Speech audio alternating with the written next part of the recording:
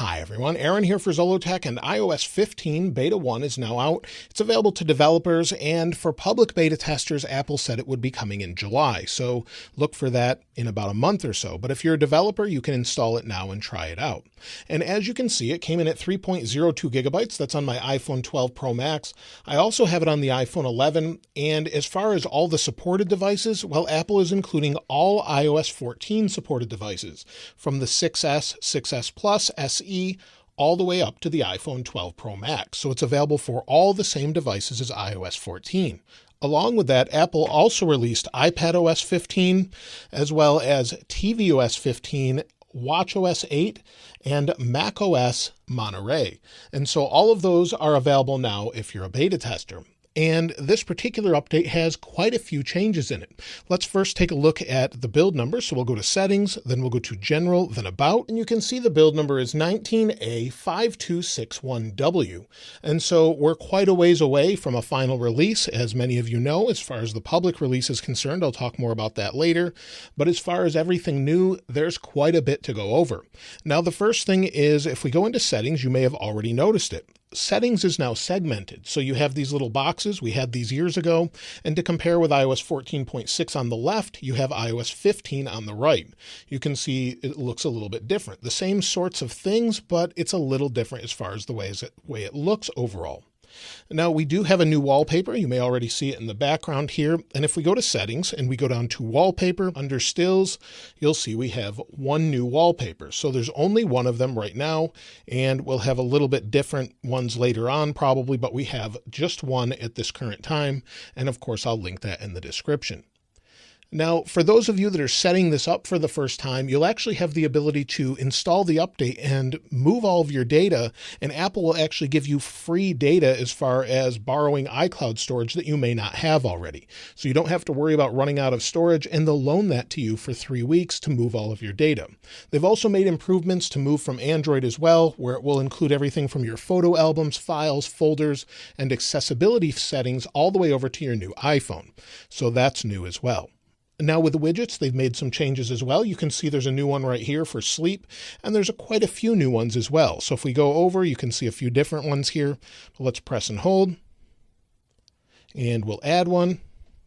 And if we scroll down and we go to our widgets, you'll see there's some new ones. So you have a Find My widget, for example. You have Game Center. You have App Store for App Store Today. You also have Sleep and Mail. So you have Mail there, and Sleep that I showed you already, as well as People with family sharing integration as well. So those are all new widgets in iOS 15. Now on the widgets, maybe you have a widget stack on the home screen like I do here. If I press and hold on it and hit Edit Stack, you'll see the animation is a little bit different. So you have widget suggestions on and smart rotate on. You can turn that off if you want, where it will rotate between the different widgets, and you can drag those out to wherever you'd like. So if you want to move them around your screen, you can just drag them off of there and move them wherever you'd like.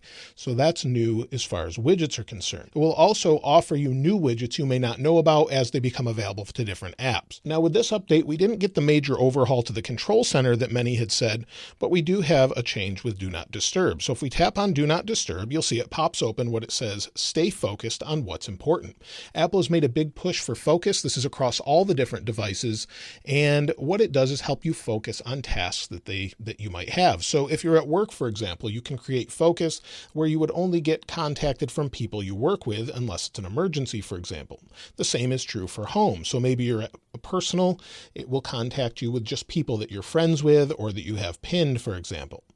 Also, it can reply to people, such as Do Not Disturb does when maybe you're away or working, and let people know. So we can switch to work here, and you'll see it says silence notifications, don't miss out, share a status, and turn on automatically. So you can turn that on and then create different focus groups to help you better focus on everything. And so you have a new menu item, and then you also have focus. Instead of Do Not Disturb, it says focus now. So it's a little bit different change there that helps you focus on things. Now to go along with focus, if we go into focus and then go to Do Not Disturb, and then options, we now have the option to turn off notification badges or hide them when you have focus turned on. So they'll no longer show on the home screen, so you won't be distracted. So if we go in again to options, turn them back off, you'll see my notification badges are back. So it will hide them based on if you have focus turned on or not, or do not disturb. So that's something they've added in this update. Now there's some changes with messages as well. So if we go into messages, the first time you open it, you'll get a pop-up that says shared with you. It says content shared in messages can automatically appear in apps such as music, photos, Safari, and more. So you have the option to edit this, and what it will do is allow you to see all of those different things in these apps. So for example, if you go into podcasts and maybe someone talked about or shared a podcast in messages, it can share that with you. The same is true with news and Safari, TV, music, and photos. Also, if we go back to messages, and then within messages itself, you can see it's combining two images that are similar that I sent to my brother, for example, to check out maybe which thumbnail I wanted to use. And then you can press and hold on them, for example, and mark them up like you always could, or save that. It just makes it a little bit different as far as photos overall. Now, if there's a bunch of photos, it will combine them even more. Now, there's been some updates to Memoji as well. So if you go into Memoji, for example, and edit your Memoji, there's some new options. They've added new clothing and glasses and headwear, eye colors, stickers, and accessibility options and more.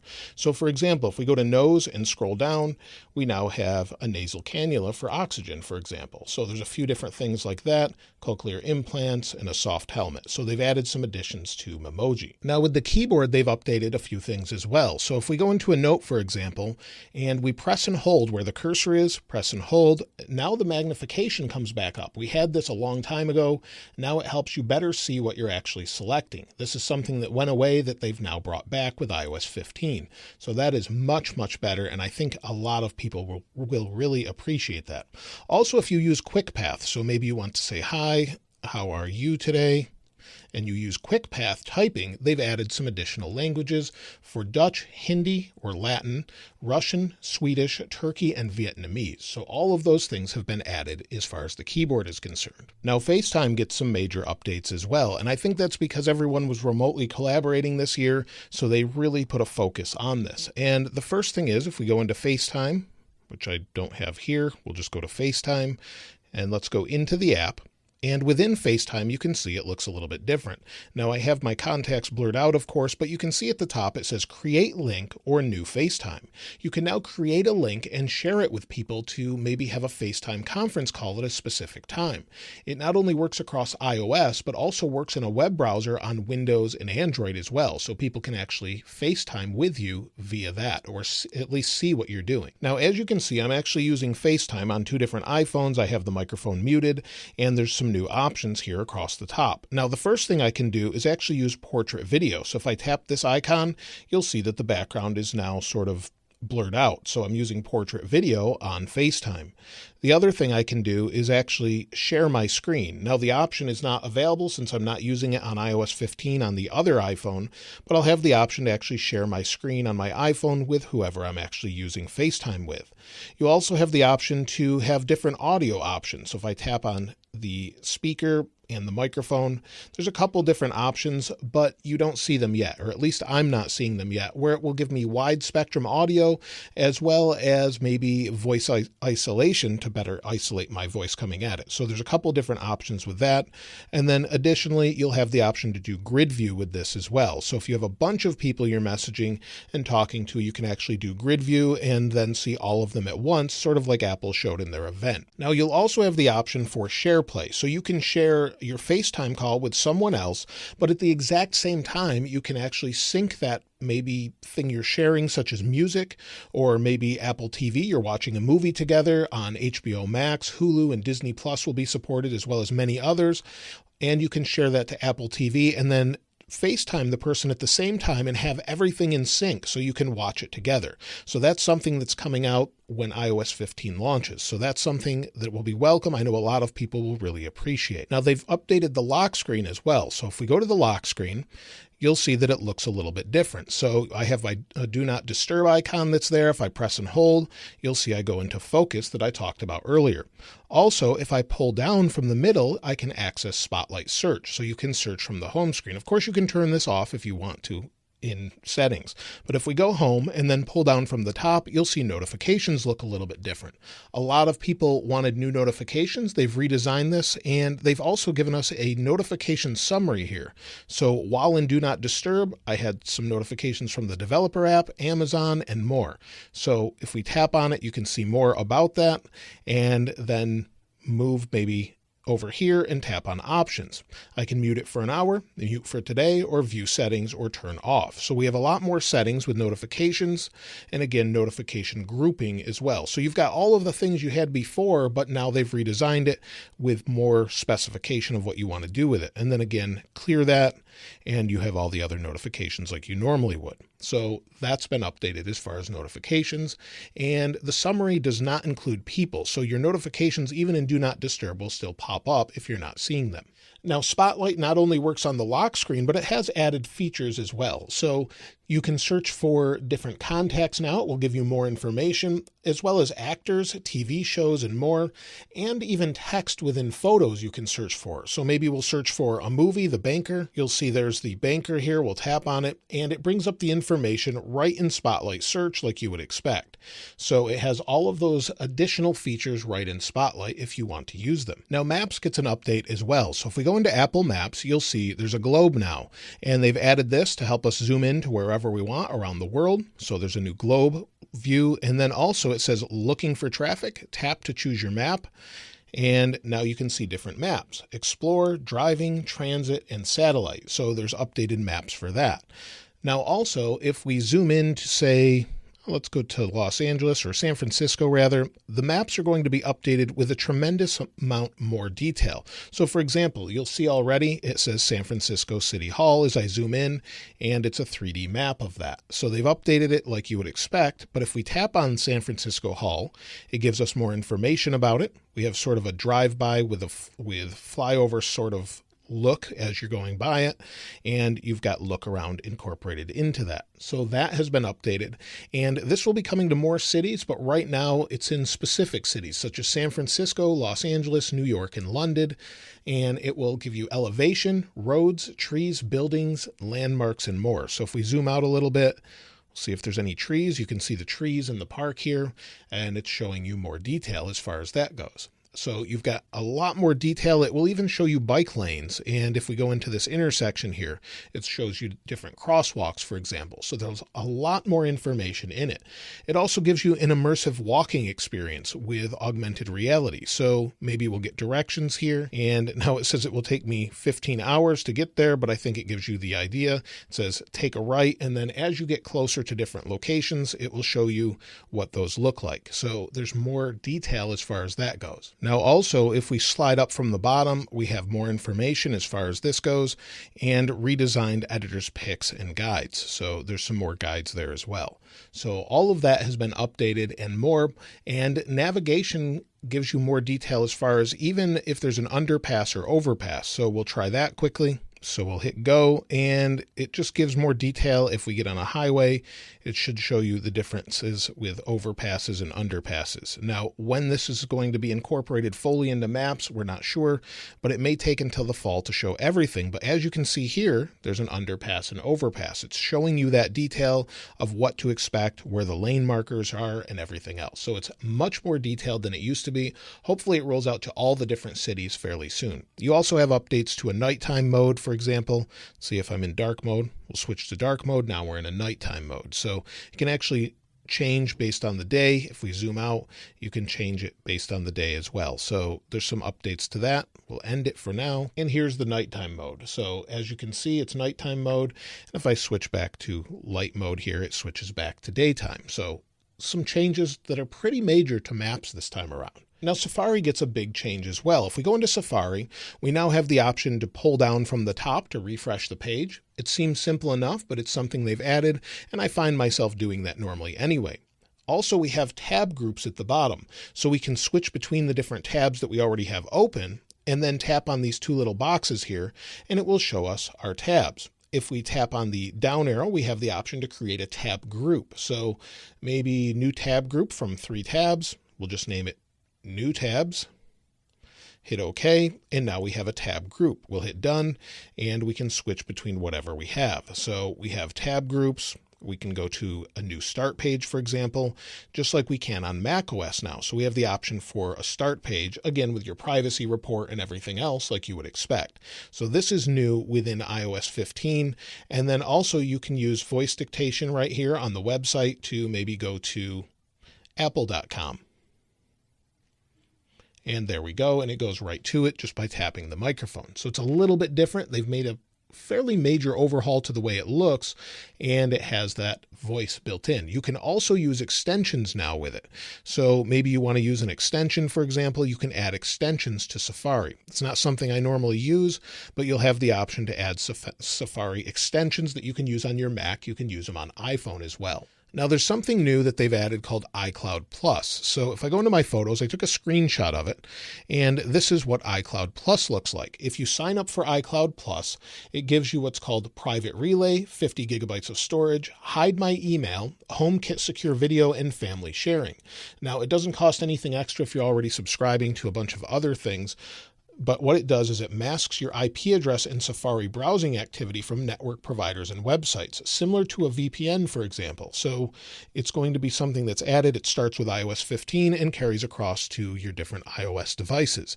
And that will make it much more secure. And then on your Mail app, for example, it will do the same thing. So if you're using Mail, it will hide your IP address, location, and whether or not you opened your email. So that's part of iCloud Plus, something that's brand new that you can subscribe to if you'd like to. Now, Apple talked about accessibility the other day, where you would have things like Assistive Touch for Apple Watch, Explore Images with VoiceOver, where it would give more detail about maybe an image where the face is located in an image, for example, as well as updates to hearing aids and background sounds and more. Those changes are added in iOS 15, for example. So not only that, but if we go back to our settings, we'll go back here and we'll go into accessibility, go to VoiceOver. It has more options. So if we turn it on, we'll go home and go to photo, or we'll go back to Safari, and it will explain what I'm looking at. Explorer feature in VoiceOver displayed on iPhone 12 Pro. Image. And so they've added additional features for that. So not only that, but additional things to switch control, such as sound actions, as well as the ability to do a per app basis of changing the text. For example, you need bold text in one app, but not the other. You can do that now. You'll also have the ability to import audiograms, and also the magnifier app is now built in so that you don't have to download it. So if you want to use the magnifier app, you can do that to read maybe something that's a little bit small. The text is small. You need to zoom in to read that. It's now built in. You no longer have to download it. You also have new voice control languages: Mandarin Chinese, Cantonese, French, and German, and the languages use Siri speech recognition technology to give you accuracy. So all of those things have been added in iOS 15. Now they've made an update to Notes and Reminders, although I'm not seeing it yet in Notes, and that has to do with tags. So if we go into Reminders, tap on a reminder we've created, we have the little hashtag or pound sign here, tap on this, and then you can create a tag. We'll say YouTube for the tag name, and now we have a tag there. If we go back to our lists, you'll see at the bottom we now have tags. So we have the YouTube tag or all tags, and then we can search for them as well. It will also create smart folders as you create more and more tags to help organize things a little bit different. Now they've updated news a little bit as well. So it's not a major change, but if we go to news, in news, they've updated the news feed to be a little bit easier to read. So they've updated it slightly. It's not a huge change from before, but it has been updated. Now they've also updated the Wallet app. They actually made a pretty big deal of this. So if we go into Wallet, within the Wallet app, you can now add a few new things as they become available. So you'll be able to add car keys very soon. So that's something we've heard about for quite some time, but it will also support ultra wideband. So you can just keep your phone in your pocket. It knows when you're next to the car and you can open it. Also, you'll be able to add your home, hotel, or company badge or ID cards, for example, to maybe different states. So for example, you'll be able to take a photo of your ID card, your license, or different ID, and then actually use that on your phone if your state allows that. Also with TSA, for example, to show it at airports. So Apple's working with them to allow this to basically make it so you don't have to carry around a normal wallet with you. Now in iOS 15, Apple has added something they're calling live text. So if you go into the camera app, for example, and I'll just bring in the Magic Keyboard box here. We'll zoom into this text here, take a photo of it, switch over to the photo. I'll move the box out of the way. If we zoom in, you'll see there's some text here. If I press and hold on it, I can select that text right out of any photo. It can be an existing photo or anything you have. You can select that text and then you can copy it, look it up, translate it, or share. This is something they're using their machine learning for to actually figure out what's going on here. And you can also translate it on the fly as well. Translate is built into the entire OS, and I'll talk more about that in just a moment. But you can paste this text or look it up. Now, this is understood by 7 languages currently. That's English, Chinese, French, Italian, German, Portuguese, and Spanish. It should be coming a little bit later on to more languages as well as Apple continues to integrate this. Now, within the camera app specifically, though, there's some improvements on the iPhone 12 and 12 Pro with things such as panorama mode. So maybe you're taking a panoramic photo and you had some issues with it with distortion. It fixes those problems and updates those to be a little bit better. Also, if you use Quick Take Video, for example, you can zoom in and out. So let's go back to photo. And maybe we want to use Quick Take. We can now use Zoom with that as well. So we can switch between Zoom with Quick Take Video. It's a little bit tricky to do, but you have to use 2 fingers and you can use it for Quick Take Video now as well. So that's something they've added. So zooming while using Quick Take. Now they've updated the Translate app as well. So we'll go over to Translate. And in the Translate app, you'll see it can translate on the fly as it always could, but they've made some improvements so that Translate is throughout the OS now. So not only can you translate while you're in this app, you can translate in other apps as well. So maybe you want to go to Notes again. In Notes, tap on Hi, how are you today? And tap on Translate.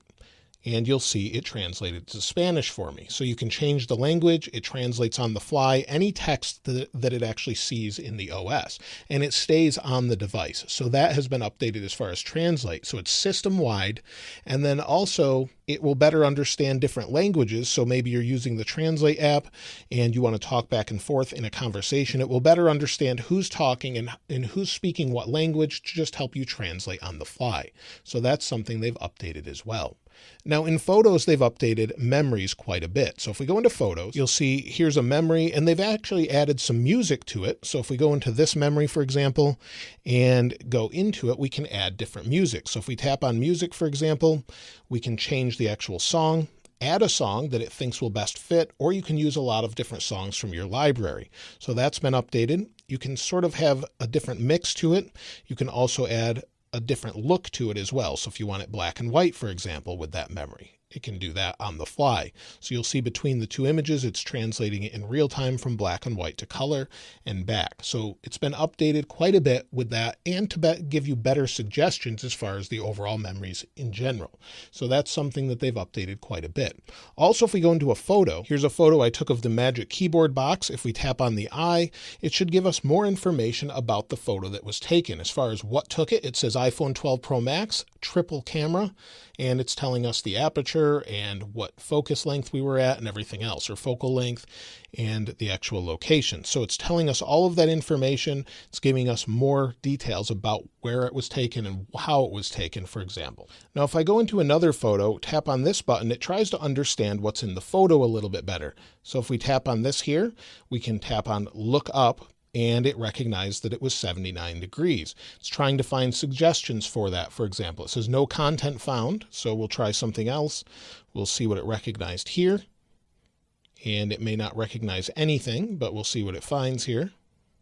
It says nothing found.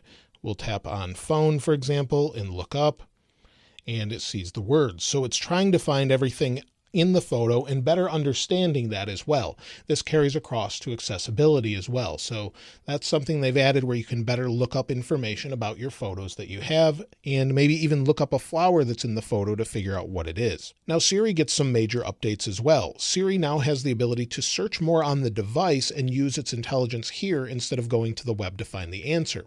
So it doesn't need an internet connection for many of those things. So for example, you can open an app now without having to go out to the internet first and then come back and open the app. So for example, if we go here, open Notes, and it opens up Notes right away. So you'll see it did that quickly. It didn't need an internet connection. I'll turn the internet connection off to show you. Open Photos. And it asked me which app I wanted to use, and it will open Photos. So you didn't need the internet connection to do that where you would before for many different things. You also now have the option to announce messages in CarPlay. So if you wanted that, as well as announce notifications from Siri as well with your AirPods. So you have that option now as well. Now weather gets a major update as well. If we go into the weather app, you'll see at the top it's raining and it's sort of bouncing off the top little box here talking about rain for the next hour and falling off the sides. And I don't think it's motion controlled, but if we scroll down, you'll see we have precipitation and we have weather maps now. So we have weather maps built in. We also have more details. So there's a lot more detail in the weather app, and there's over 1,000 different animations according to Apple that they've updated this with. So this is something nice to see. I actually use the weather app often, and I really like the changes here. And to have the map here is something I haven't had in this app, so that'll be really great to have it right here. Now health gets some major updates as well. In fact, they mentioned it in their keynote separately from everything else because it has so many updates as far as what they're doing or the importance of it. And the first thing is it has trends. So you'll see all the data here. You have trends, and it will give me trends consistent for 28 days, and it's more information as far as that goes. You can also now share your medical records with family members or to someone that you maybe take care of or that takes care of you. You can share that information to them so that they have access to it. Apple does not have access to this though, so they can help you with that and also share data from here to doctors, for example. So you could share your heart rate, for example. So if we go into sharing, you can share it with a doctor, give them your heart information that you're tracking on your watch, and they can just look over that if you want them to. And they'll be able to actually see it in their own app on their computer. So their health records app that they're using or application. So something that they've added to health. And there's also walking steadiness. It will use the sensors in the phone as well as sensors in the watch to understand steadiness. Maybe something changes and it will alert you of that if maybe you're seemingly need to sit down or something like that. It'll also give you different descriptions for lab data that you might have in here. So maybe you get some lab data back from a doctor. It will help you understand it a little bit better. So they're making big pushes with that, and also blood glucose highlights. You can actually receive highlights if you're recording your blood glucose levels in the app, and maybe that will come a little bit later with an Apple Watch with that ability, but at this time you'll have interactive charts to sort of make it easier to review your blood glucose data if you keep track of that in the Health app. So all of those are coming to Health. Now there's additional privacy, like I mentioned with Safari and Mail, but there's also more privacy and information in settings. So if you go down to privacy and then go down to the bottom, you have app activity. And app activity, it says save a 7-day summary of when apps access your data, like your location or microphone, and see when apps or websites you visit within apps contact domains. So if you turn that on, it will start recording this app activity and give you more information about it. So it will tell you more about that specific tracking. And then of course you have your app tracking requests as well. So if you want to deny that, you turn it off. So there's a lot of different things there, nearby interactions, for example. And it says it uses wideband and Bluetooth to precisely measure the distance between your iPhone and other devices or items. So there's some new changes here and some updates to privacy. Now in Find My, there's some updates as well. So if we go over to Find My, in Find My, you can now see your family and friends' locations with continuous streaming. So maybe you have a friend or family member that you share your location with. You can see it in real time now. Instead of having to check all the time, it will be updated in real time. Also, you can locate AirPods Pro and AirPods Max with proximity views now. So where you can do that with an AirTag as you're getting closer, it will let you know, and you can also play a sound. You also have the option now on many of your devices to let you know if you left it behind, or a separation alert, for example. So if we go into a device you'll see in my iPhone 12 Pro Max, we have notify when left behind. You can turn that on for AirPods and different Macs and things like that, and it will let you know. Also, if someone turns your device off, it can still find your actual device with the phone off. So maybe someone takes it from you, turns it off thinking that you won't be able to see it. It will still notify you where it is. Also, it will locate after erase now. So maybe someone wipes the phone, somehow they've erased it. It will still allow you to see where it is and then notify the person that might be buying it that it's attached to someone else and being located. So it's to help with theft of your device, and I think that's a great feature update. Now, there's added a couple different things such as drag and drop support across the OS with things like images, documents, and files. Also, Apple ID account recovery. So for a contact, maybe you want to share this with if something happens to you. Maybe you pass away, for example, they'll have access to your Apple ID. So it's a digital legacy program that they're doing. I haven't been able to find this yet, but it is something they mention. Also with passwords, if you're using two-factor authentication, which you should be for many things, they're also adding it to the passwords in your settings app. So that's something you can use now as well. There's also new dictionaries for India, Hong Kong, and a new idiom dictionary for mainland China. There's also additional updates to 5G. So if you have a 5G equipped phone, you also have the enhancements where it can prefer 5G over Wi-Fi, for example. And so that is all of the major changes in this particular update. Now, there are more changes to iPadOS as well, and I don't want to cover everything here because there's so many changes just in general, but I'll give you a couple quick ones that they've shown. Now, with iPadOS, they've updated this quite a bit as well. So the first thing you might notice is widgets are wherever you want them on the home screen now. So you can move those around as you'd like. And like I said, I'm not going to cover everything in iPadOS as I've covered most of it with iOS, but as you can see, we have App Library now. If we slide all the way to the right, we have the App Library. We can have a page just full of widgets. We also can have larger widgets as well. We also have some updates to multitasking. So if I go into Safari, for example, you'll see we have slide over or split view. And if you tap the three dots at the top, you've got some options for that now. So we can tap this button, tap the three dots again, bring it back over, or bring it full screen. So we have that option. If I go into this view here, maybe we'll go back to WWDC and let's bring in music again. Then we'll go to the multitasking. We can swipe off one from the split view right in the multitasking here. So those are some updates as well. Also using the pencil, there's a quick note. If you slide in from the bottom right, you can do this in just about any app if you want to do that. And then also there's some new gestures for that. A lot of different keyboard commands that you can basically never take your hands off the keyboard now. Also, there's a new app shelf and more. So I wanted to go over those things pretty quickly with iPadOS. So you get all the same things I mentioned there. So I'll cover the iPad in depth in a different video, but I wanted to go over some of the major changes. They did not do a huge overhaul, but they did add some of those changes like I mentioned. Now, this is an early beta, so I don't expect battery life to be any different. They didn't change the battery health graph at all. You'll see here, if we go to battery health, it's 100% for me. In the last 10 days, it just shows you exactly what it did before. Now, it will take a few days to know what battery life is like on iOS 15. It's an early beta, but so far it's actually pretty stable. It's super fast, even on iPhone 6s Plus, strangely. So it seems to be very quick as I scroll through things just in initially using it on this device. It's surprisingly fast for an early beta. So as I scroll through, you'll see it's actually working okay, even on a 6S Plus, which we didn't expect it to actually be supported. So that's something I really welcome. I'm glad to see that they supported that. And so we'll have to see what it's like after a few days. Now, there's probably a lot of other features I didn't mention, but this video is super long, and that is everything so far that we know about. I'm sure there's a bunch of other things to cover, but that's everything so far. Now, also look for Apple Lossless and more coming to Apple Music very soon with spatial audio and more. Now, as far as if you should install iOS 15 Beta 1, well, if you have a separate device, I would say definitely go ahead and try it out. Otherwise, I would hold off. It's generally something that you want to wait at least a few betas for if you're going to use it on your main device, as battery life is usually an issue, but so far it's been stable. But again, if you know what you're getting into, then you could try it.